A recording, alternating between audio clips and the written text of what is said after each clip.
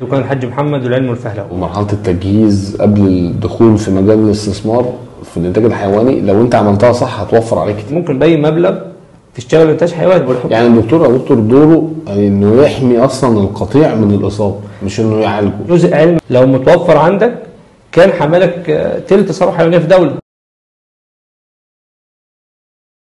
انا عايز اشتغل في الانتاج الحيواني، هل ده استثمار ناجح؟ هل ده استثمار زي ما الناس بتقول عليه هتموت منك كل البهايم وهيموت منك كل البقر وبلاش تشتغل في المجال ده ريسكه عالي، ابعد عن الروح اشتغل في اي حاجه تانية؟ ولا هو ممكن في وجود حاجه زي الرعايه البيطريه يفرق معاك؟ هل فعلا الانتاج الحيواني ريسك عالي جدا؟ هل فعلا الانتاج الحيواني بيحقق حد ربح؟ هل فعلا الانتاج الحيواني ممكن يحقق لك كل اللي نفسك فيه كاستثمار؟ ولا الانتاج الحيواني ده موديول صعب يتحقق عليه سيطره واداره؟ الانتاج الحيواني بصراحه هو اقرب نموذج ممكن يمثل فيه الحاج محمد، ونفس ذات الوقت لو انت استخدمت فيه معايير تانية ممكن يوديك لمعيار تاني. ان شاء الله النهارده معانا ضيف هيحاول يوصل لنا بشكل علمي ايه الفرق بين لو انا هستثمر في الانتاج الحيواني بشكل عشوائي او انا هستثمر في الانتاج الحيواني بشكل منظم وعلمي. دكتور محمد اسماعيل ضيفنا النهارده ان شاء الله هيلخص لنا بشكل سريع ازاي استثمر في الانتاج الحيواني. هو اولا حضرتك نبهتنا حاجه مهمه اللي هي دكان الحاج محمد والعلم والفهلوي.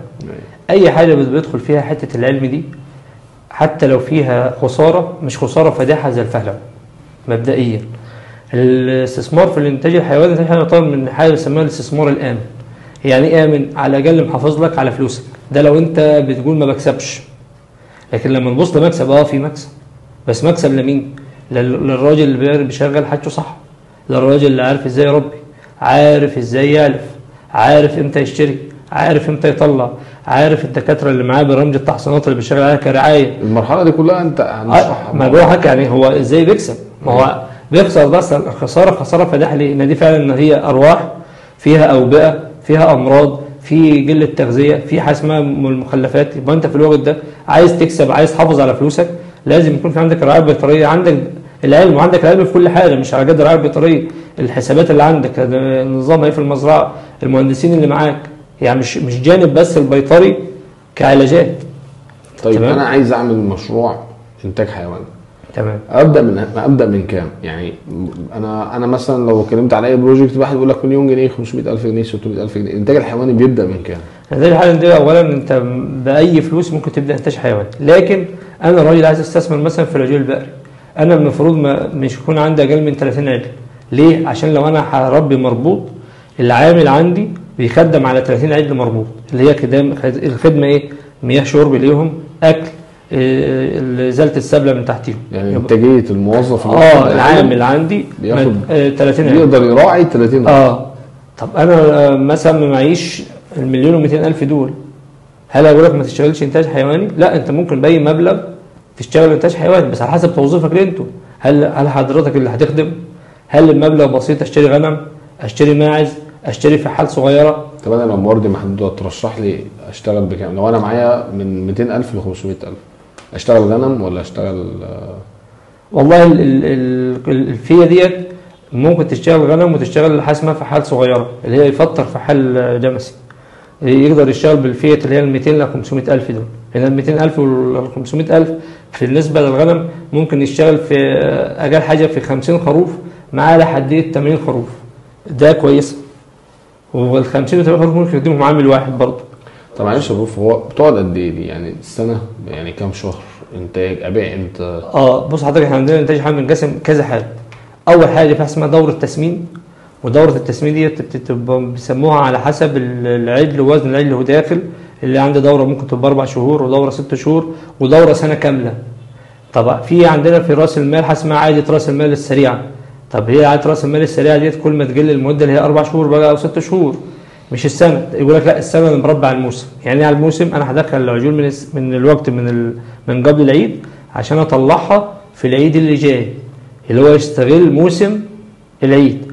مع العلم ان مصر الفتره اللي فاتت كان ممكن سعر العجول والفحال في بره الموسم بره العيد اغلى من العيد، لكن هو بيسموه كده تفكير المستثمر وتفكير المربي ان هو موسم اللحمه وموسم العيد الكبير. يعني ممكن ابيع بعد العيد واكسب اكتر. تكسب اكتر، فرق سعر بس بيسموه بقى المكسب غير حقيقي. يعني ده مش مكسب ان انت مطلع انتاج، لا، انت ده مكسب فرق سعر. بس طبعا انا كراجل يهمني برضو النقد اللي داخل عندي، سواء بقى مكسب حقيقي طبعا ده دور بقى المحاسبين يحددوه بقى مكسب حقيقي غير حقيقي، ده ترجع للمحاسب اكتر يعني. طيب انت حضرتك شايف ان ليه نموذج الحاج محمد هو الاكثر شيوعا في المجال الثروه الحيوانيه؟ يعني ليه الناس دايما واخدينها فهلوه، وان هي مثلا يعني ليه دايما انا مثلا والدي شغال في المجال ده فانا باخده منه وده اللي مكمل، وليه هي حضرتك برضو سيرت نقطه كويسه. مبدئيا بيسموه كده العلاقه بين المربي والطبيب البيطري بترجع الاول لثقه المربي بالطبيب البيطري اللي عنده. لو الطبيب البيطري يعني ثابت نفسه ومحدث نفسه ويقدر يضيف للمكان، هتلاقي المربي متمسك بيه. موضوع بقى دكان الحاج محمد ان بعض المربين شايفين ان هو ممكن من غير الطبيب البيطري انا عارف وبطلع وبعلف وانا احسن من 10 دكاتره بيطريين وانا شغال من زمن وابا عن جد. يعني التجربه تكفي، تمام، لكن طبعا ما تكفيش ان هم بقى ايه هذا ما وجدنا عليه اباءنا، لكن ده مش صح. لا في علم. طب انت معلش سؤال بره الموضوع شويه، هل انت شايف ان مصر خسرانه مثلا في الانتاجيه بتاعت الثروه الحيوانيه بسبب ان حجم النشاط ده او حجم المجال ده مبني على الفهلوه اكتر من العلم، محقق خسائر؟ طبعا محقق خسائر. ليه؟ حضرتك مثال بسيط، احنا في 2012 انضربنا عتره جديده من حمى قلعيه، حصل فيه اختلافات في الاحصاءات ان احنا خسرنا جدا في الثروه الحيوانيه، لكن انا فاكر كان جهاز الاحصاء والتعبئه لما طلع التعداد كان يقال ان احنا خسرنا ما يقرب من ثلث الثروه الحيوانيه. وطبعا ده يعني حضرتك لما تبص كلمه ثلث انت بتتكلم مثلا ثلث من 2 مليون راس 4 مليون راس، يعني بتتكلم مثلا 1.5 مليون راس انت فقدتهم من الهواء. لو دخلنا الجزء العلمي فيها، وده طبعا بيرجع للخلل البحث وخلل برضه الاطباء سواء اساتذتنا او اللي شغالين في المجال، ان لو التحصينات اللي عندنا يبقى انت في الوقت ده جزء علم اهو لو متوفر عندك كان حملك ثلث ثروه حيوانيه في دوله، مش في معلف. وقيس بقى ثلث ثروه الدوله في المحافظه في القريه عند المربي. ممكن تقول لي اكتر 3 خرافات بيعملها نموذج الحاج محمد في الانتاج الحيواني؟ يعني ما بيعملش تحصينات مثلا؟ هو في دماغه. كان من فتره كده نزلت حقنه اسمها الايفوماك الامريكي من كام سنه كده، هو في دماغه بدأ حقنه الايفوماك يبقى كده هو عمل كل حاجه. ده اهم حاجه، طبعا ده خطا. من ضمن الخرافات اللي عنده ان انا لو جبت العجل الفقرات ده كده هيبقى هو العجل اللي كويس، هو اللي هيبان عليه الاكل وهيبقى 100 100، وممكن يكون ده هو سبب المصيبه عنده. يعني المزرعه ولا المكان بيجيب الدكتور لما يحصل مصيبه؟ طبعا. وتخيل بقى ممكن يكون جايبه في قمه المصيبه، ولما يحصل توابع للمصيبه دي مش هيقدر الدكتور.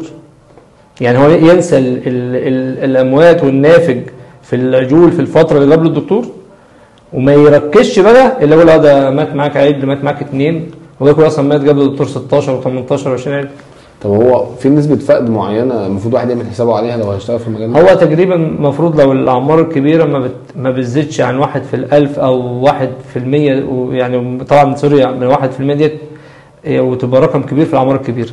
يعني لو كل 100 عجل واحد فوق في الاعمار الكبيره دي كارثه، لكن توتال المزرعه المفروض يبقى ما يزيدش عن 5 في ال1000. يعني انا قلت دلوقتي يا دكتور ان الاستثمار في الانتاج الحيواني مع الرعايه البيطريه المنظمه انا هبقى نسبه المخاطره عندي قليله جدا. طبعا. ويبقى معدل العائد بتاعي كاستثمار احسن من اي او زي بيزنس كتير بيكسب يعني. طبعا. ازاي انا مثلا ابني يعني ايه الشروط اللي انا محتاجها عشان اقول والله انا هبدا اتكلم كلام شبه علمي في ان انا استثمر في المجال بتاع الانتاج الحيواني؟ انا لازم يكون عندي المكان اللي هربي فيه الاول. ده اول حاجه. ده طبعا. انا ما ينفعش مثلا افكر راح اشتري حيوانات وما عنديش مكان، يبقى لازم الاول المكان بتاعي. ليه شروط؟ له شروط طبعا. المفروض المكان ده بتاعك يكون يبعد عن الكتله السكنيه اقل حاجه 500 متر، ده اقل حاجه. لو ابعد لو في ظهير صحراوي يبقى افضل. تفرق معانا ولا عشان تفرق معاك اولا كبيئه، بيئه للسكان اللي عندك، وتفرق معاك لحيواناتك. طب الحيوانات هتفرق ازاي؟ هتفرق عندك ازاي؟ اولا انت عندك يا باشا معلش يعني احنا بنسميها برضو النظر لحيواناتك، الجلج اللي هتعمله من صوتها للسكان في المنطقه. المكان اللي انت عايزه بيسموه هادي. الهدوء ده على فكره حاجات بتحتاج الهدوء، ما تفكرش حاجات برضه بتحتاج الازعاج والكلام من ده. عشان كده بره بيشغلوا لها مزيكا. طبعا. وعلى فكره بتفرق في انتاجيه اللبن فعلا. يعني الحيوان بيعاني من اكتئاب، يعني تخيل بقى لما حيوان بيعاني من اكتئاب. انا في واحد صاحبنا عملنا معاه بودكاست من فتره كده، كان بيقول لي واحد صاحبه شغال في استراليا دوره بس يطلع يسقي البقره كل 3 ساعات. لا باشا، ده باشا ده ما شاء الله الشغلانات دي فكره بتفرق معاهم ومرتباتها حلوه ما تقلقش يعني. اه والله. طيب فاهمني؟ المكان المكان بقى، المكان طبعا تهويه والمساحه. تهويه والمساحه، ويكون مكان بيساعدك على حاجه اسمها الاكسبانشن، الامتدادات، يعني التوسع في المستقبل. يعني ما ينفعش انا راجل هربي 50 عجل، طب انت حسيت الموضوع مربح وتمام، عايز اخليهم 70 والمكان اللي انت جايبه 50 بس، هتعمل ال 70 دول فين؟ بس زمان يا دكتور الناس ما كانتش بتعمل كده خالص. لا يا باشا، ده احنا من زمان، من قبل 2007 ومن قبل في الالفينات، كل اقتصاديات ادارات المزارع تقول لك المزرعه اللي تختارها يكون عندها القدره على الاكسبانشن بتاعها، على الامتداد بتاعها. ان الانتاج الحيواني من ممكن تتوسع فيه افقي، يعني في الاعداد كتير، وتتوسع فيه كعنابر، وتتوسع فيه راسي. طب هتوسع ازاي وانا اصلا المكان اللي جبته على جد استثمار بالفلوس اللي معايا؟ طيب الا بقى الا انت عايز مثلا انا هشتغل في 50 راس، ادني طول عمري 50 راس بس، وده ما يخسرش. ده ما هيخسرش في حاجه، لكن مش هيديك فرصه التوسع. انا مش عايز، انا مش عايز اتوسع، ممكن ما ارتضي بالمساحه بتاعتي عادي. لا انت ممكن بيجي لك فتره يعني بيسموه كده مضطر للتوسعه، اللي هي بيسميها ايه؟ فرضا مثلا سعر الحيوانات نزل في اللحم، بيجاب له مثلا نزول في سعر الجنيه، يبقى انت عشان ما تخسرش قيمه فلوسك بتضطر ان انت تجيب اعداد زياده بالقيمه الفلوس دي. ما كل بيسموه كده كل عيد هيفك 2. طب انا هدخل بقى في الوقت ده الاثنين دول ازاي؟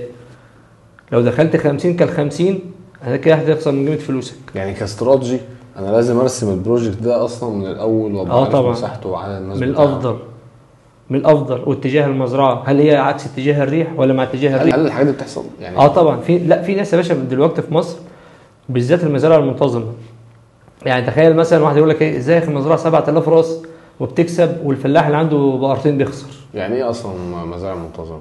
يعني ايه المصطلح ده؟ لا، كلمه مزرعه منتظمه او نظاميه اللي هي مزرعه عندي فيها ستاف الاداره ليها كمدير مزرعه وتحتيه المحاسبين مهندسين زراعيين، عندي ستاف دكاتره رعايه، دكاتره تناسليات، دكاتره رضاعه، عندي البقر اللي داخل معروف البقره ديت ظروفها ايه، عارف التكنولوجيا، مدخل التكنولوجيا عندي في رقابه صحه البقر عن طريق برامج شركات عاملاها زي الMSD اللي هي بنظام التكنولوجيا والذكاء الاصطناعي، النظام اللي هو مهيئ المكان المناسب للبقره كرطوبه وكدرجه حراره، ده كله نظام حساسات.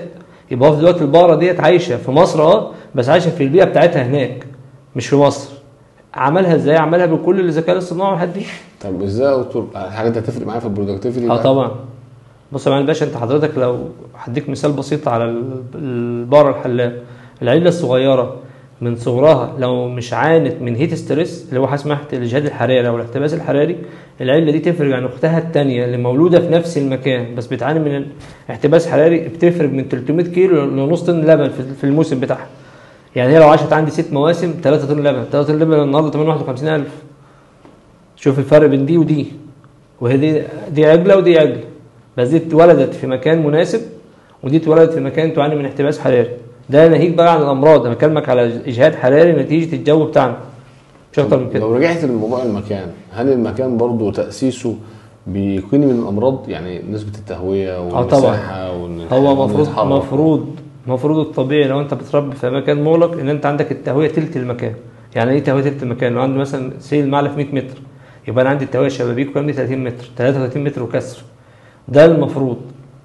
وكل ما التهويه تبقى عندك كويسه وما عندكش حاجه اسمها اوفر كراودنج، زحمه زياده في عدد الحيوانات، انت بتاخد انتاجيه اعلى.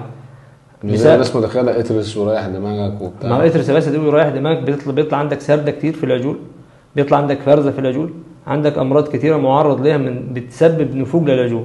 يعني ايه سرده؟ يعني سرده انا مثلا مدخل المكان ده اهو يشيل مثلا 50 عجل، لا يا سيدي خد 70، ال70 دول دلوقتي ال 50 عجل دول المفروض هيطلعوا 22 طن ونص مدربين 450 كيلو، هيطلع عندي في ال70 دول 20 عجل دول هيطلع فيه نافق في الاول من الزحمه، هينشط عندي امراض التهابات رئويه، هينشط عندي حاجه اسمها سالمونيلا، دي كلها امراض ممكن تبقى مميته. يعني انت ممكن تفقد كده عجول ميته بسبب الزحمه. غير بقى الكلام ده كله في عجول مش هتاخد نصيبها من التغذيه كويس، يطلع عجل ضعيف، يعني اخوه 400 هو لسه 300، اللي هو المفروض الفاريشن عندي في المجموعه دي ما يزيدش من 20 ل 30 كيلو. يعني المفروض اعلى عجل عندي في الساحه 450، اصغر حاجه 420. انا ملاحظ من كلام حضرتك ان في تفاصيل كتير قوي في الموضوع. ما هو يا باشا، ما بقول لحضرتك، ما هو المشكله الناس في دماغها ان اعلف واجري. لا، هي مش اعلف واجري. طب انا لما بعرف واجري بيموت مني بقى. بص بقى، حتى لو ما ماتش منك هيبقى عندك خسائر انت مش حاسسها. ايه الخسائر اللي مش حاسسها؟ كميه العلف اللي بتترمي دي، الوزن المقابل ليها اقل من الطبيعي، دي خساره. يعني ماشي يا بروف، هو ازمه العلف والتكلفه والموضوع ده، هل فعلا العلف غالي، ولا احنا ممكن نكون بنهدر في التربيه برضو مع غلو طبعا ما حدش بينكرها، فرافع تكلفه اللحم؟ ولا لا طبعا، هو التغذيه عندنا في مصر مكلفه، والعلف فعلا مكلف، لكن احنا بدال العلف ده يقابله على جسم الحيوان لحم، كده مفيش خسائر. ليه؟ لان انت عندك اللحم مقدر بقيمه ماليه برضه، صح، واللحم عندك بقيمته الماليه برضه مش رخيصه، لا عاليه. يبقى انا في الوقت ده مفيش خساره. لكن الخساره امتى؟ لما انت ترمي علف وما يدكش الناتج بتاعه كلحم، حتى لو علف قيمته الماليه بسيطه. ما انت ممكن تلاقي طن علف ثمنه 16,500 وطن علف ثمنه 11,000. المربي اللي هو هيبقى تفكيره يقول لك انا اجيبها ب 11,000 عشان ارخص. طب ابو 11,000 يا عم الحاج، انت طلعت عجولك اوزان كام؟ هيقول انا مطلع عجول كويسه خالص. يا عم اوزان كام؟ هيقول لك مثلا 350 كيلو. طيب وانت يا عمرو بيه؟ قال يا باشا انا بجيب علف ب 16,500. مطلع اوزان كام؟ مطلع 450 كيلو. ال 100 كيلو دول في تسعيره النهارده بتتكلم في 13,500 فرق في العجل. يعني انت لو ده مربي 100 وده مربي 100، ده بيتكلم في 1,350,000 والثاني بيتكلم في فرق 1,350,000، مش سهلين. عمره ما هيكون علف بيهم. يعني لو هنقول علف هو مليون زياده، هو كسب 350,000 زياده.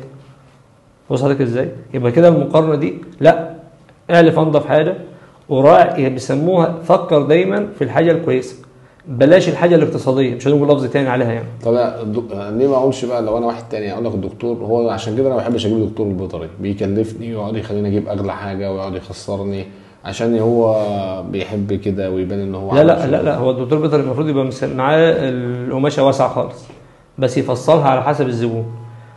يعني ايه برضه؟ انا مثلا رحت لعمرو بيه، ده عمرو بيه شغله كله انا عايز انضف حاجه، انا عايز البراند، انا العجول اللي عندي ديت بحتاجها لمحلات جزاره، بحتاجها لمطاعم، بحتاجها لكذا، انا عايز. ما ينفعش انا كدكتور بيطري اكون جاهل بالادويه الكويسه. طب انا رحت بقى لعمرو بيه برضه، وعمرو بيقول لك يا باشا لا انا عايزك تعديل الدوره دي باقل التكاليف. يبقى انا برضه اعرف الادويه الاقتصاديه اللي ما تضروش، لكن ما يجيبلوش ادويه بيرسل. بس هي في الاول والاخر هتقلل له الانتاجيه. بس يعني بيسموها ايه؟ تبقى انت على درايه بيها، عارف ده وعارف ده وعارف انت تستخدم ده ما تستخدمش ده. الدكتور البيطري برضه مش الكلفه بالنسبه لنا على فكره في الانتاج الحيواني. لو حسبنا الدكتور البيطري بادويته، لا مش هتزيد عن 2-3% من الانتاج كله. امال ليه الناس بتبعد عنه؟ يعني بتبعد عنه. بقول لحضرتك الحاج محمد ان هو ما فيش الفكر ان هو ممكن يوفر لك. وبعدين برضه يعني الحاج محمد ممكن يعمل مكان مش مجهز ويبنيه طوبه ونص طوبه وخلاص وشباكين. الحاج محمد ما يحتاجش ان هو يجيب دكتور بيطري ورعايه بيطريه تتابع المكان عشان هياخد منه فلوس كل شويه، فبيجيب اي حد ياكل، يعني ياكل البقره الطبيعي يعني. بص على حاجه استاذنا الدكتور علي ابراهيم، ده استاذ دكتور عندنا في الطب البيطري ما شاء الله دلوقتي، يعني ربنا يديله طول العمر والصحه يا رب. كان رئيس قسمه في 2007، يعني دلوقتي ما شاء الله شوف لنا 16 سنه، هو ربنا يطول في عمره موجود يعني من اهل الدنيا، وبرضه ما شاء الله معاه مزارع وكده.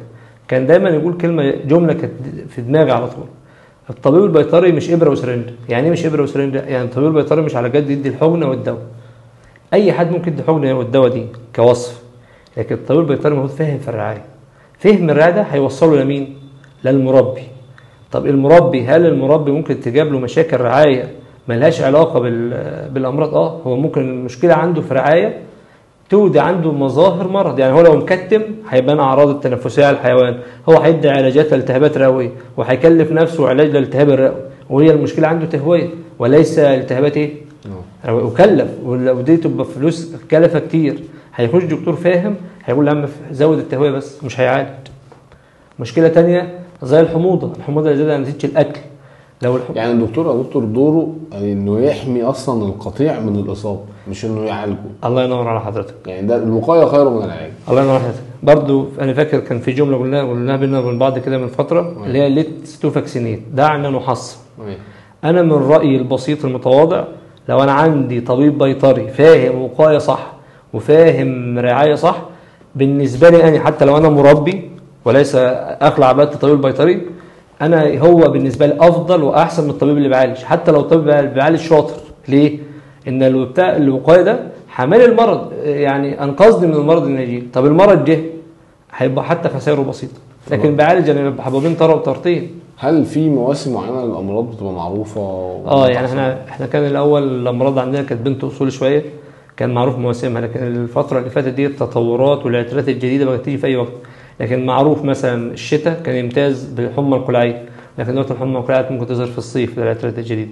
الجلد العقدي مرض صيف، المفروض منتشر مع الحشرات زي شهر 6 وشهر 5 و7 وكده، لكن عاد بيظهر في شهر 2 برضه نتيجه التطور. لكن اساسا هي امراض مرتبطه بالسمر سيزون. طفيلات الدم مرتبطه بالسمر سيزون. حمى ال3 ايام سمر سيزون. بما اننا داخلين على العيد، في اصابه الايام دي ولا ما شاء الله. بس هو طبعا ما شاء الله ليه؟ يعني كان نفسي اسمع من حضرتك ليه في العيد؟ اي موسم عيد خدها كده قاعده اساسيه، اي موسم عيد لازم يكون عندك اصابات. طب ممكن لو سالنا اطباء بيطريين ومربين ما تلاقيش اجابات واضحه، لكن برضو من الخبره البسيطه اقول لك ليه؟ ان دي موسم انتقال حيوانات من محافظه لمحافظه. التاجر ده عايز يجيب من الصعيد عشان اوفر له شويه، التاجر ده عايز يجيب من الاسماعيليه الصحراوي، ده عايز يجيب من خط اسكندريه، ده عايز يجيب من الدجاهليه، وبتاع الدجاهليه بودي في القاهره، وبتاع القاهره بودي. يعني في طرفه بسيطه في الموضوع ده. كان في مثلا عجل متربى عندنا في مكان معين، اتباع لتاجر في محافظه ثانيه خالص، ورجع تاني نفس المكان بس لواحد تاني. طب ما هو كان جنبك من الاول. شوف بقى ده لما بيروح وبيرجع في المكان ده، النجل ده نفسه استرس على الحيوان، ممكن يجي له حمى. طب هو غير كده لو في اي وباء في منطقه دخلها هيبقى كارير ليه، ينقل لك حمى قلعيه، ينقل لك جلد عقدي، ينقل لك الامراض دي كلها. يبقى ما تستهنش بنقل الحيوان ده. نقل الحيوانات ديت مصيبه في الموسم اللي زي دي. يعني انت اصلا شايف ان الواحد يحاول يشتري من اقرب مكان ليه؟ من الافضل على فكره، ومن الافضل ان حضرتك تشتري من مكان من مصادر ثقه. طب خلينا نخش في مرحله الشراء. الشراء ده ليه صفات معينه؟ طبعا. الشراء اللي بنسميه ان انت راجل هستثمر كانتاج حيوان. انت عندك الشراء بينقسم لنوعين. نوع تشتري من مزرعه بترضع صغير وتفطر وتفطم، يبقى انت كده شاري عجل ابن مزرعه، هيبقى غالي عليك شويه، بس انا عارف انه جابه من عمرو. يعني جابه من عمرو، عارف مواصفات العجل اللي طالع من عنده، عارف وراه الرزقه ولا وراه الجرفه، رزقته كويسه هشتغل مع عمرو على طول حتى لو غالي. الحاجه الثانيه الاسواق. يروح ما يسترخصش. طبعا. المهنه دي مثلا ما ينفعش فيها الاسترخاص. تمام.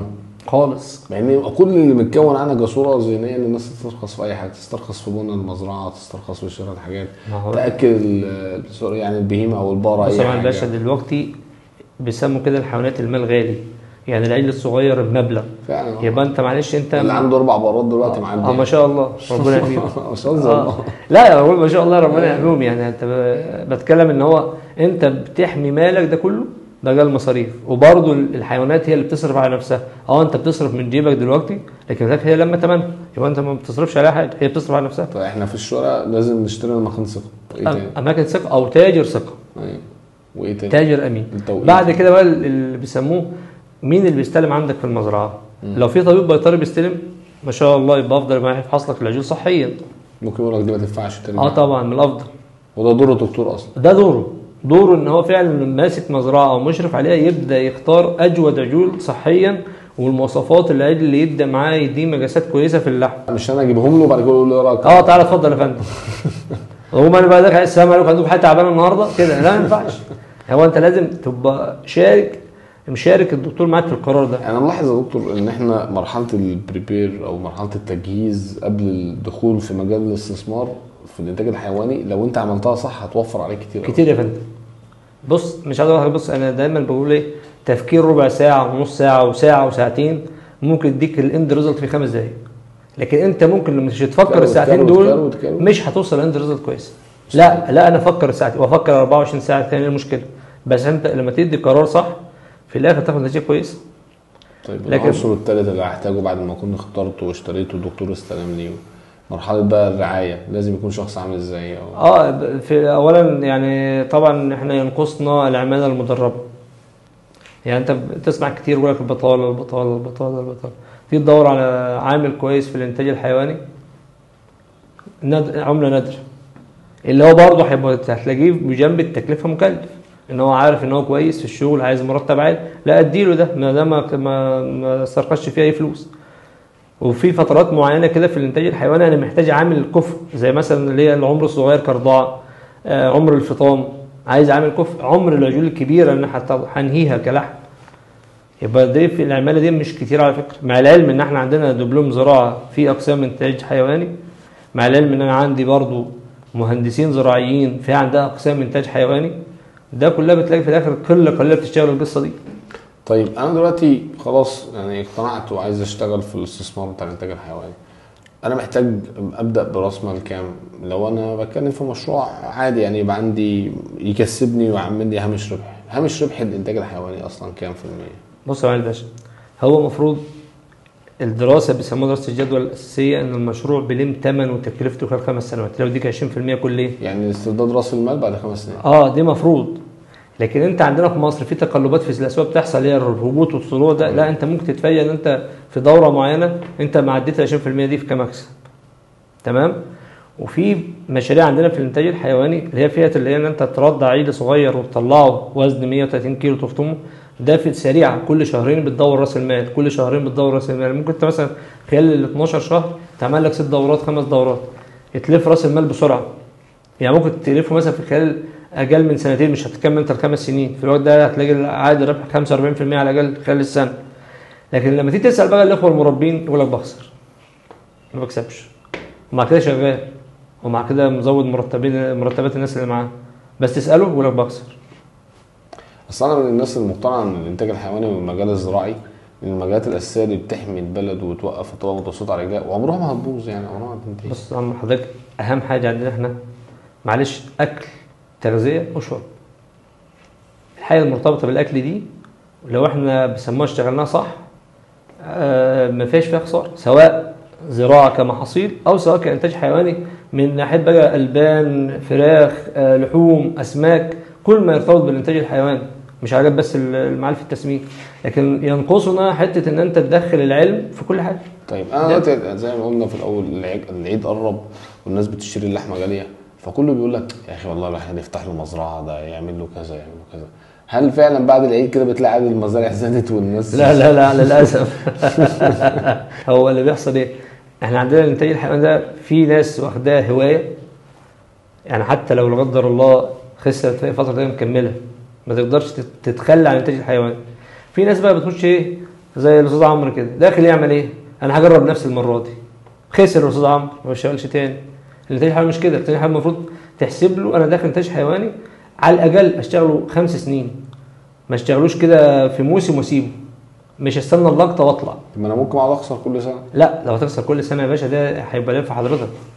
يعني انت بتقول ان صعب ان الانتاج الحيواني يكون بيزنس بينهار بسهوله. طبعا. امال الناس ليه بتقول زي ما طبعا عارف ان حضرتك جاوبت على النقطه دي، بس فكره يا عم ده روح ابعد عنها، اشتغل في اي حاجه ما فيهاش روح. فبس اللي انا شايفه من حضرتك ان في طلب على الانتاج الحيواني، في عائد كبير، في لو استخدمت العلم والتربيه البيطريه نسبه الريسك هتقل. طب انا هقول على حاجه غير موضوع فائده الاستثمار دي، ودي برضو من مربي ما شاء الله من المربين كويسين يعني. احنا حديث عليه السلام في كل كبد رطب حسنه. هي بقى كبد الرطب دي هي الحيوانات. انت اكلك ليها ديت وشربك ليها والمحافظه عليها دي كده كده جانب ديني اهوت، فيها رعايه، فيها مكسب كويس. مكسب المادي موجود. هل فعلا المكسب اللي اكسبه ده يرضيني؟ يرضيك، بس الرضا من ناحيه ايه؟ هل الرضا من ناحيه ان انت بتكسب كويس، ولا من الرضا ان انت متوقع هامش ربح عالي وما وصلتوش؟ يعني انا ممكن اكون عايز اكسب اكتر من كده. لا ما هو انا عارف من لا يشبع عن طالب علم وطالب مال، لكن انت في مؤشر ما انت شغال عليه، ما فيش ريت هتعديه. لكن كخساره صدقني كل اللي شغالين كويس ما شاء الله بيزيدوا بشكل علمي يعني. بيزيدوا كاعداد. انا بعرف مثلا ناس بدات 300 راس بقت 600. انت شايف المجمل العام ان موضوع الانتاج الحيواني بشكل علمي بدا يبقى هو الاساس، ولا لسه برضه الناس شغاله؟ لسه. واقول لك على حاجه برضه، انت حضرتك بس بتقول في ناس بتصفي وما بتشتغلش تاني، ودي كنت برضه فيها على زميل الاطباء البيطريين. طب ماشي، هو مربي الحيوانات ده لما هو صف حيواناته راحت فين؟ بحها اكيد. لا ما بحها لمين؟ مربي تاني. بس يبقى هو كعدد حيوانات فعلا عندي هي اتجلت كانتاج مجمل في مكان تاني. صحيح. يبقى انا عندي كمجمل ثروه حيوانيه هي ما جلتش من هو الاخ ده طلع من السوق فقط، لكن كعدد انتاج لا موجود. ما المزارع اللي بتصفي مثلا اعمار كبيره واعمار صغيره، الاعمار اللي عندها ديت بتتوزع تاني على اماكن عندها توسع في الانتاج بتاعها. طب انا اخترت المكان وحددت الوقت اللي اشتري فيه وبعدت عن الاوقات اللي فيها اوبئه، وعملت المكان بتاعي كويس وجبت عامل مدرب وكونت العناصر بتاعتي. انا حابب تقول ان انا المفروض اقعد مستني 5 سنين، يعني الدائره الطبيعيه بتاعه الانتاج الحيواني 5 سنين ده المفروض. لكن حضرتك مثلا انت فرضا شغال في مكان ولقيت كل دوره بتخسر وانت مش عارف تحط ايدك على الحلول، ما انت مش هتستنى بقى لما فلوسك كلها تبقى صفر. طبعا بتطلع من المجال، بس انت طالع من المجال خطأ منك، ما تظلمش بقى المجال كله. امال الناس دي شغاله ازاي والناس اللي هتضحي ده هتضحي منين؟ يعني فاهمني؟ هو على فكره الاضحيه من بهيمه الانعام، يعني الاضحيه تبقى جدي خروف عجل جاموس جمل، مش ديك ولا فرخه. في نقطه مهمه قوي يا دكتور، ان احنا احيانا ما بنشعرش بالمشكله ولا المصيبه غير اما يبقى خلاص وصلنا لها يعني. فممكن حد يسمعنا دلوقتي يقول يا جماعه والله انتوا بتقولوا الكلام ده والكلام ده مش حقيقي، انا مثلا شغال في المجال ده واخده من والدي بقى لي 10 سنين 11 سنه وما بجيبش الدكتور بطريقه يعني غير فين وفين لما يبقى في وباء منتشر والدنيا ماشيه معايا زي الفل يعني. فانت ليه عمال تقول لازم الدكتور البيطري ولازم الدكتور البيطري يدخل؟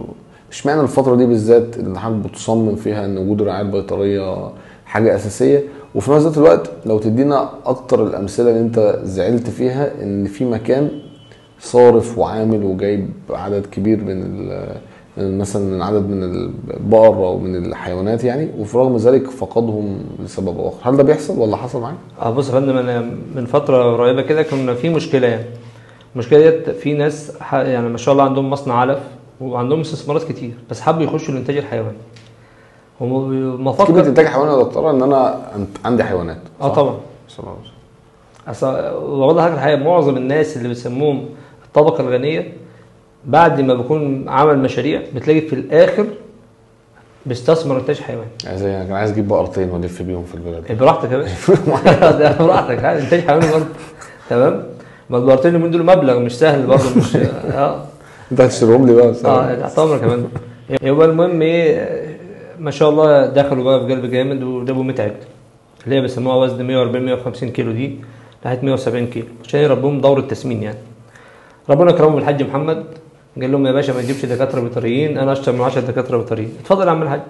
الحاج محمد عارف اسماء ادويه غاليه وكل ما عيل يتعب يدي علاج. الراجل يقول له نجيب دكتور، لا دكتور انا احسن من 10 دكاتره. مات عيل، مات 2. فازاي واحد يدفع الفلوس دي كلها ويخاطر انه يسمع كلام واحد زي ده؟ ليه بقى؟ ما احنا قلنا في خرافات عندنا وما بدا يجيب دكتور ليه؟ ما هو الدكتور ده انا مش هستفاد منه، انه ممكن يتعامل مع هيئه دكتور معينه شايف له ماضي سلبي شايف ان الحاج محمد ده هو زي الدكتور. أيوة. يبقى انا هيئه الدكتور ليه ويكلفني؟ طب ما انا الحاج محمد موفر عليه اهو. وعلى فكره كانت ممكن تمشي مع الحاج محمد برضه لولا ان هو حظه السيء جاب له مشاكل مرضيه مش عارف يتعامل معاها. لما وصل بقى عدد معين من العيال زي 10 عجول ولا 12 عيل قال له هات دكتور. قال له بعد 12 عيل يجيب دكتور. كان بعد كده لما مرضت استفحلت فين؟ في القطيع. تجري بقى في الوقت ده كان في بقى التهابات رئويه شديده، في حاجه اسمها طفيلات دم. ده اخطر مرض حضرتك بتخاف منه؟ انا اكتر مرض اخاف منه على العجل البار الحمى النائب هو الطفيلات الدم والالتهاب الرئوي في فتره الشراء دي.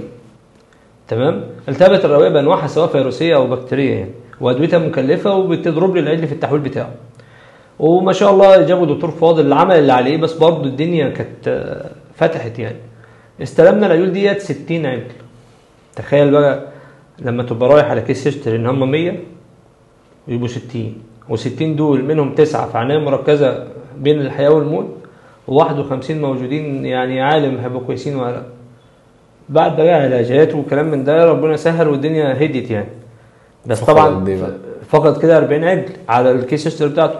طبعا من ضمن الشركاء في المكان قال لك لا ده احنا 72 وفقدنا 12. سواء 72 وفقد 12 او 100 وفقد 40، الفقد هنا كتير. ان انت كده يعني سواء ال 12 من ال 70 دي انت بتتكلم السدس، انت كده خسرت 16% من القطيع من قبل ما تبدا. تكلفه كام دي؟ تكلفه العيد اللي جال حاجه جايب مبلغ ما يقرب من 30,000 او 28,000. تمام. يعني مدربين في بعضهم. لو ال 25 بتتكلم فقد مليون جنيه عجول، لو 40 لو 12 عيد فقد 300,000 غير العلاجات. الحاج محمد مكلف العيد ده اللي هو كان بيحجم بايده ومكلفه 1700 جنيه مصاريف. يعني العيون دي صرفت ما يقرب من 200,000 جنيه علاجات وما جابتش نتيجه. ما جابش نتيجه. هي كلها علاجات الاسم بتاعها كويس لكن مش هي انشغلت بالعرض مش شغلتها في الحاله دي. وللاسف بقى بس هم ما شاء الله دلوقتي قعدوا عارفين يعني ايه رعايه بيطريه. يعني هم ما شاء الله يعني بعد ما لقوا العمليه اتحسنت خالص بيفكروا في مزرعه كبيره دلوقتي، واول اساس ان لازم يكون في طبيب بيطري. بس بعد ما ايه؟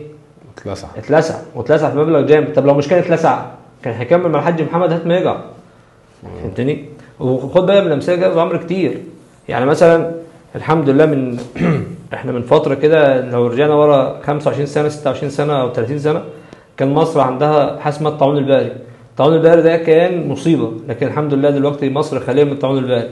كان في واحد من الاشخاص يعني كان يقول لك ايه، انا الفقر لو بيجري ورايا انا وعيالي واحفادي ده بطياره مش هيلحقني. ليه؟ ما شاء الله بقى غنى وارض وبتاع. ربنا كرمه وشرى ارض في اسماعيليه الصحراوي، واول ما فكر يشتري اشترى بقر. وحظه السيء طبعا مش كان في قناعه برضه بعض الاحيان بالتحصينات، مع ان كانت التحصينات في الوقت سياديه. كان في لجنه بتطلع الصبح بدري وترقم الحيوانات عشان يتاكدوا ان الحيوانات دي خدت التطعيم. يعني بيسموه كده ابهاتنا في الطب البيطري القدامى دول فعلا انجزوا ان هم قضوا على المرض ده في مصر يعني. لا قدر الله اصيب بالطاعون البقري البقر اللي عنده ده كده كل حيواناته كلها انتهت في الطاعون البقري ده. وبعد كده طلعت الارض مش مظبوطه كمان، رجع هو وعياله بخفاي حنين في بيت. يعني ده عبره وعظه لنا كلنا يعني وقدامنا يعني. انا مثلا الملخص اللي انا شايفه ده كله ان احنا رغم التقدم التكنولوجي الكبير ده بس في حاله من يعني انتشار الامراض والاوبئه، فزياده الاهتمام بالرعايه البيطريه هتبقى موضوع مفصلي. يعني الناس اللي كانت بتكسب زمان في الفاميلي بيزنس اللي بقاله 10 20 سنه بيكسب بالطريقه فيها توفير من خلال الرعايه البيطريه، اعتقد الفتره الجايه هتبقى شبه مستحيله. بص حضرتك انا عايز اقول لك حاجه، مع التقدم التكنولوجي الرهيب ده لازم يكون عندي عامل بشري ماهر. لو انا عندي تكنولوجيا رهيبه هتطلع لي كل الامراض وهتطلع لي كل التحصينات وهتطلع لي الحيوان المريض ده اهو طلعه عالجه في العياده. لو ما عنديش عامل بشري سواء طبيب بيطري او مهندس زراعي كويس النتيجه صفر. يعني خد مع التكنولوجيا ده انسان يكون كويس. الحاجه الثانيه برضو لو بقى كتطورات جينيه في تطورات رهيبه في الامراض، يبقى ما فيش امراض بتاعت زمان اللي هي الاصول بتاعتها ده حمى كذا. لا انت دلوقتي عايز تحصيناتك من اول يوم في السنه لاخر يوم في السنه، تنهي دورتك بالكامل تحصينات تمنع المرض قبل حدوثه. الكلام ده يمشي على الاغنام ويمشي على كله يا باشا، كله نفس كله بس في عندنا ايه عوامل مخاطر معينه. مثلا كل فصيله معينه انا بقلق من امراض معينه، ده بترجع بقى لمين؟ للطبيب البيطري الماهر في المجال. يعني مثلا لما تقول انا هربي جاموس اقول لك يا باشا خاف من الموت المفاجئ من كوليستيريديا في الاساس والحمى القلعيه. هربي بقر خاف من الجلد العقدي وحمى 3 ايام وتفرط الدم والتهابات الرئويه عند الناس. هربي غنم خاف من اللكمه وخاف من الامراض الموت المفاجئ وخاف من مثلا الدور والحاجات دي. يبقى كل فئه معينه بامراض. هربي بقر حلاب خاف من الالتهابات الحافر وخاف من الالتهابات الرحميه وخاف من الالتهابات الضرع. يبقى كده كل انتاج معين لازم الدكتور اللي عندي فاهم ايه امراضه. والادهى من كده بقى يا باشا، انت ال 12 شهر بتوع السنه دول لازم تبقى عامل لهم خريطه كده عندك حاجه اسمها تايم لاين. شهر 1 ايه الامراض اللي عندي في المزرعه دي، شهر 2 ايه الامراض اللي عندي في المزرعه دي، شهر 3 شهر 4 شهر 5. طب انا هستفاد ايه؟ اجي في السنه اللي بعديها قبل ما يحصل المرض ده اهو اشوف تحصيناته. ليه تحصينات؟ احصن. ملوش تحصينات اجهز علاجاته عندي في الصيدليه. 60% من الحل في التحصين. طبعا 60 مش عايز اقول بقى اللي بيسموه الكارثه الكبرى، هي كاد يكون عندي طبيب بيطري ماهر يقدر يهندل الدنيا دي، يعني يمشيني ازاي ويعديني من السنه دي على خير.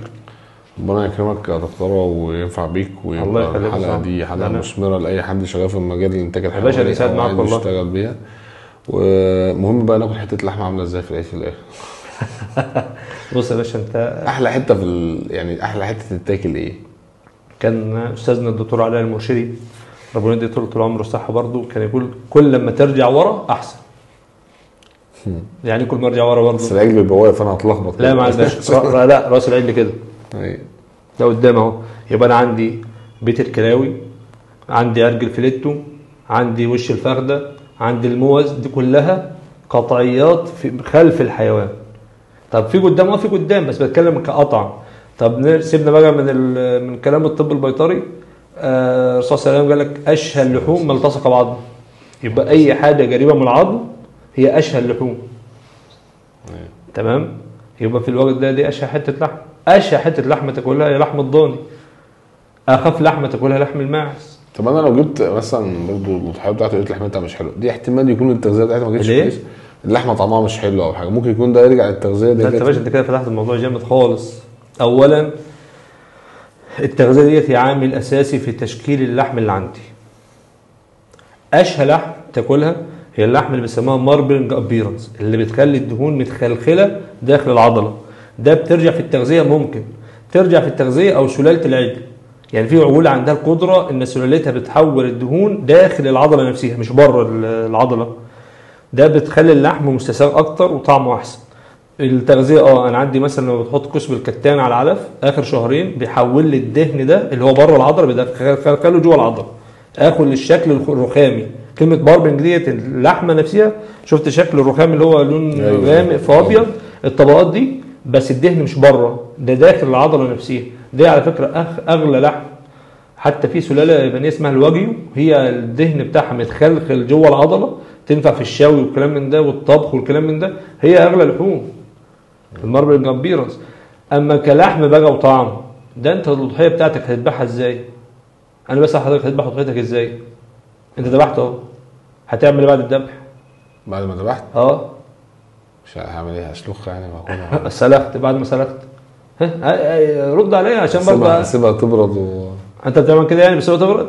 لا يا فندم، انت بتجيب جزار مستعجل عايز يذبح ويجري عشان يشوف اللي ورا. في حاجه اسمها بتشمع ولا ما انت يا باشا ده اللي احنا عارفينه. هل الجزار اللي عندك وحضرتك مضغوط بتسيبه لما تعمل كده ولا بتاخد لحمتك وتمشي؟ بص يا باشا، احنا معظم المضحين يفقدون قيمه اللحوم اللي عندهم، بيفقدها لنتيجه الذبح والتخزين. انا رايح اذبح ضحيتي، المفروض ضحيتي دي تكون صايمه قبلها ب 12 ساعه ما تاكلش. الصوم ده اهو هيقلل لي حاجه اسمها البكتيريال كاونت عندي. لما البكتيريال كاونت العدد البكتيري يقل، اللحمه تحفظ عندي في الثلاجه من 6 شهور لسنه. شايف متخيل المده؟ طيب بعد عشان صايمه صوم متقطع ده لا يا باشا، هو قبل الذبح ل 12 ساعه تقريبا يعني. طيب ذبحت، اهم حاجه في قعده الذبح ان انت تفرغ الاحشاء الداخليه بسرعه، اللي هو الكرش والامعاء وده كله. ليه؟ ان انت مجرد بالذبح كده بس ما قطعت الجهاز المناعي، كسرته. الجهاز المناعي ده يعمل معناه ايه؟ ان عندي الكرش والحاجات دي فيها بكتيريا نافعه بس البكتيريا هتبدا تهاجم الايه؟ الجسم. لو انت فرغتها بسرعه يبقى انت قللت العدد البكتيري. ما تذبحش على التراب. يعني احنا ما شاء الله دلوقتي عندنا انت ممكن تذبح في السلخان. ايه اللي يخلينا نذبح في الشارع؟ ايه الحكمه ان انا اخلي الدماء في الشارع بالمنظر ده؟ طب ما اذبح في السلخان وهيبقى عندي الطب البيطري بيشرف لي على الذبيحه بتاعتي، هيقول لي انا باكل حته لحمه سليمه ولا وحشه. ذبحت. طب ذبحت انا في الشارع، ده هيأثر في اللحمه برضه؟ تراب يا كبير. معلش، انت محلات الاحذيه حاطه الحذاء في فترينه كده وازاز وحاجه محترمه، اللحمه حطها في التراب اللي انا هاكلها. ده مثال بسيط يعني عن اللي بيحصل. الجزارين كلهم معلقين اللحمه بره. ما غلط يا كبير. هو المفروض اصلا ده عنده مخالفات عدم اللف بشاش والكلام من ده. المفروض اللحوم يعني ده بيفرق في الطعم. انا جبتها لك من تحت خالص، انا ماسكها لك بقى من الاول. يعني طب والعجل بقى لو اتذبح وهو واقف؟ لا هو السنه على فكره ان انت تنوم العجل، ده السنه. طب هو مش عارفين ينيموه عشان شاي يا باشا، بدل شاي يجوز يعني. يجوز، لكن انت لو عرفت تنومه افضل. ليه؟ عمليه الادماء ديت، الذبح ده بيخلي العجل يفقد الدم. طب هو الدم ده عندي مشكله. احلى ميديا للبكتيريا الدم واللبن. طب انا لما يكون عندي دم في اللحم اعرفه؟ اعرف. انا المفروض اللحمه لما اقطعها واحطها على ورق ما اتعلمش في الورق، علمت وفي دم، معناه ان العجل ده اندبح هو مريض. ثانيه يا باشا، اللحمه علمت في الورق الورق اللحمه اللي هو الورق البن بتاعها، او في يا باشا لو على خشب او على كيس المفروض ما يكونش فيه دم عشان تحصل عمليه ادماء كامله. ان هو الجزار او الاخ المضحي بيذبح العجل يسيبه لما يعمل عمليه الترجم اللي هي الترفيز ديت. الترفيز ده معناه بيفرغ الدم كله. لو عجل صحي القلب لسه شغال بضخ بيفرغ في الدم في المنطقه اللي اتفتحت دي، هتحصل ادماء كامل. هتلاقي اللحمه ما فيهاش دم، اللحمه ما فيهاش دم، ما فيهاش بكتيريا، ما يحصلهاش تعفن بسرعه، ريحتها مش تبقى وحشه. يعني لو اللحمه فيها دم دي مشكله؟ يا باشا مشكله طبعا. انت اولا حرام انك تاكل دم عامه يعني. ايوه. انت محرم عليك الدم، ازاي اكله في اللحمه؟ اللحمه دي تبقى ناشفه، ناشفه ازاي؟ ان هو اللي حصل عمليه ادماء كامله. لو الاخ الجزار بيذبح ما ذبحش العروق كلها هيبقى كده ما يحصلش ادماء كامل، هيبقى في دم في العضلات. طيب ان ذبح العجل ومذبوح صح وحصل ادماء كامل، انقسم نصين، اسيبه بقى لما يشمع. كلمه يشمع ديت اللي بيسميها الروبر مورتس بتاعت الحيوان، هيشمع البي اتش بتاعت العضله بتقل، يقوم تعمل لي قتل للبكتيريا الموجوده. عشان يحصل كده لازم العضله تبقى شغاله كده. دي مش هتبقى موجوده الا في العجل السليم صحيا. العجل اللي مذبوح تعبان ده اصلا ما فيش نفس، لو جالب اصلا هو عايش مش كان بيدي لما يندبح هيدي ايه؟ يعني هو ميت، هو عايش اصلا ما كانش ما هو كان تعبان مريض. يبقى انا في الوقت ده ذبحته، العضله عندي شمعت يا دكتور وبقت اللحمه شكلها حلو ومشمعه. خلاص اللحمه اشمعت، لما اجي اقطعها لو عرفت اقطعها قطعيات على شكل العضله افضل ان هي تكمل معايا برضو. ما عرفتش ومقطع قطعه كبيره مثلا، اعمل حاجه اسمها عمليه تبريد. ايه هو التبريد ده؟ ان انا ما اخليش اللحمه كلها تتراكم على بعضيها. ما تحطهاش في اكياس هتحطها في اكياس هتريح. لا، افرد اللحمه الاول على حصيره تبوظ يعني. باظت، هي باظت مش هتبوظ، هي كده باظت. عود نفسك يا باشا على حاجه، الحاجه لو ريحتها اختلفت كريحه كده بس كده باظت. فهمتني؟ يعني لازم اسيبها تبرد على الاخر. تبرد يا باشا، تبرد، اللحمه هتكون شمعت، تفرشها على الورق اللحمه او على خشب او على اي حاجه، المروحه شغاله، تكييف شغال، تبرد اللحمه بردت كويسه، ادخلها الثلاجه او ادخلها الفريزر. بعد كده دخلتها الفريزر ما يخليش الاكياس تتراكم على بعضيها عشان التبريد يوصل لكل مكان. اتجمدت صح، كل احلى حته لحمه.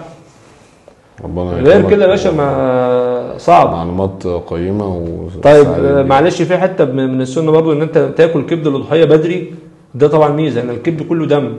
يبقى انت فعلا الكبد من اسرع الحاجات اللي المفروض اكلها في الذبيحه، مش استنى بقى اسيبها كده وانساها وتعفن واقول ايه ده انا سيبها داخل حتى لو في الفريزر يعني. حتى يا باشا المفروض الكبد ما تخش في الفريزر في الاول على فكره. الكبد المفروض لما انت تطلعها تدخلها في التبريد. فكره ان انت تجمد على طول دي صعب، وحشه، مش صح. لازم اللحمه تبرد. طب انت الجزار هيساعدك في كده؟ طبعا انت هتقول ازاي ده الجزار وراه ذبايح تانية وكده. يا باشا انت ممكن تقعده. اقعده ازاي؟ انا ذبحت افطره لو هو الذبح ده عندي الاول.